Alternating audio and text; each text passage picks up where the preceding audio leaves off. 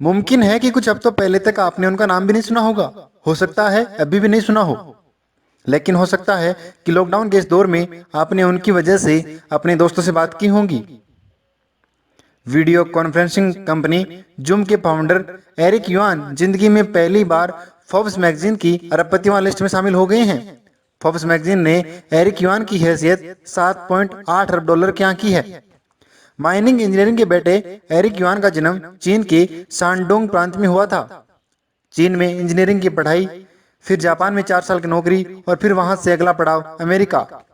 Eric yuan की जिंदगी में अभी और भी मंजिलें आनी थी, लेकिन एरिक के लिए यह सफर बहुत आसान नहीं रहा था। वे बिल गेट्स से प्रभावित थे, दुनिया के सबसे अमीर मुल्क में पहुंचना चाहते थे। 90 के दशक में कैलिफोर्निया में फल फूल रही टेक्नोलॉजी कंपनियों की लहर में वो शामिल होना चाहते थे। लेकिन ऐसा नहीं था कि वहां कोई अपने दरवाजे पर खड़ा इंतजार कर रहा था, बाहें फैलाए खड़ा था। अमेरिका में रहने और काम करने की इजाजत मिलने से पहले 8 बार उनका वीजा एप्लीकेशन रद्द किया जा चुका था।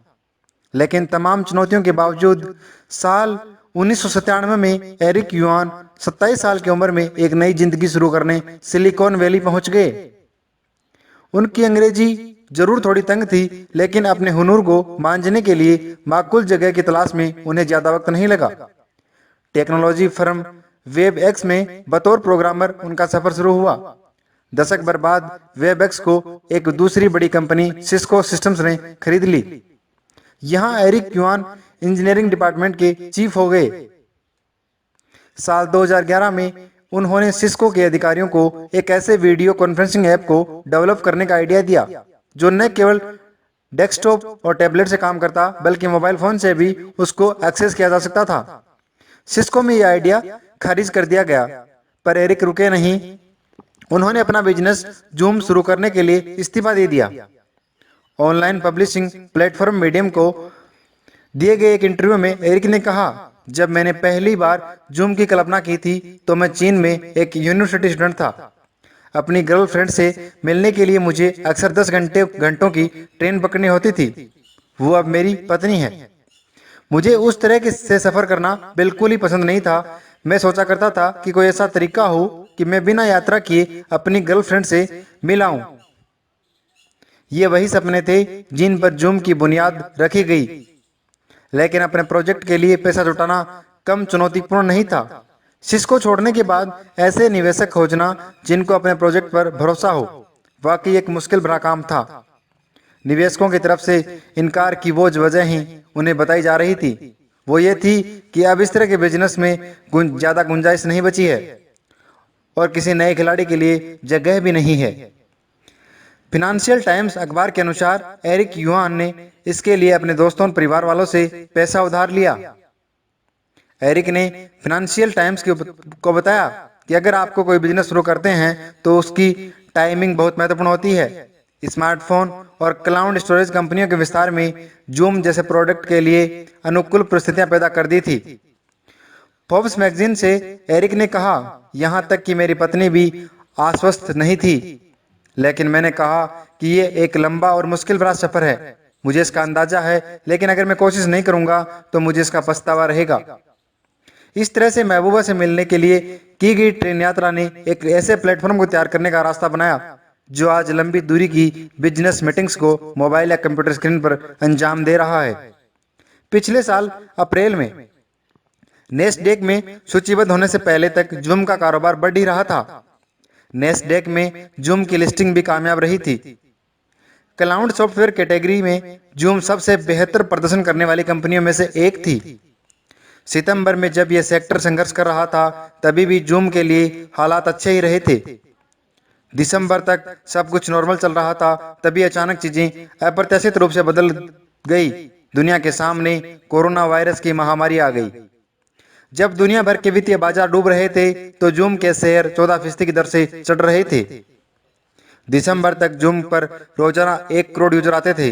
मार्च तक ये बढ़कर 20 करोड़ हो गई। कंपनी के अपने आंकड़ों के मुताबिक अप्रैल में अभी तक यह संख्या बढ़कर 30 करोड़ हो गई है।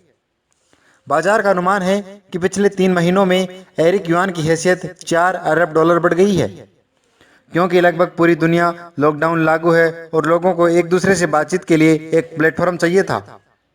लॉकडाउन के बीच बिजनेस मीटिंग्स या किसी और उद्देश्य से बातचीत के लिए माइक्रोसॉफ्ट स्काइप और गूगल हैंगआउट जैसे खिलाड़ी मार्केट में पहले से मौजूद थे। लेकिन इन सब के रहते हुए जूम ने जबरदस्त प्रदर्शन किया।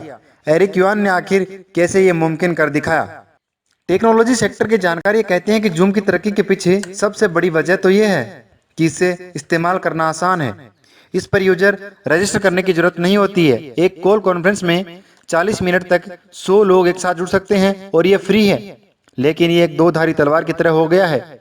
इसे इस्तेमाल करना जितना आसान है, इस खूबी ने इसे डेटा सुरक्षा और प्राइवेसी के लिहाज से खतरनाक बना दिया है।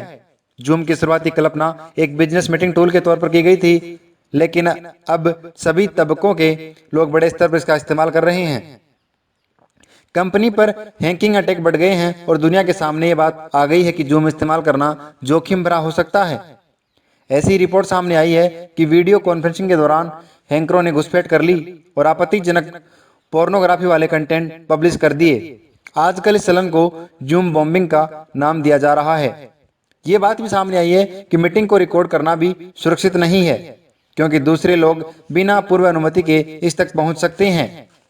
न्यूयॉर्क के अटॉर्नी जनरल लिटिटिया जेम्स ने जूम से पूछा कि क्या कंपनी ने अतिरिक्त सुरक्षा मापदंड लागू किए हैं।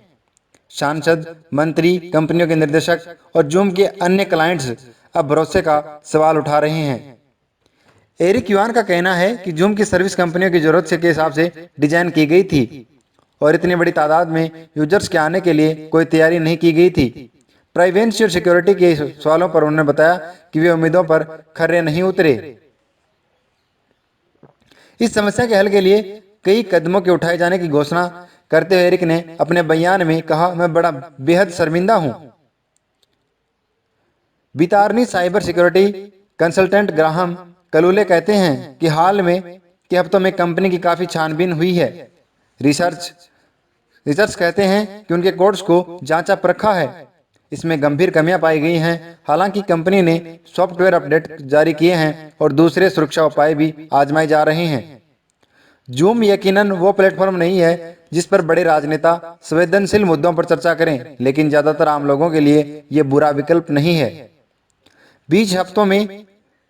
बीते हफ्तों में दूसरी कंपनियों ने भी अपनी रणनीति बदली है। कुछ रोज पहले फेसबुक ने मैसेंजर रूम का फीचर लॉन्च किया है, जिस पर 50 लोग बिना किसी समय की बर्बादी के वर्चुअल मीटिंग कर सकते हैं।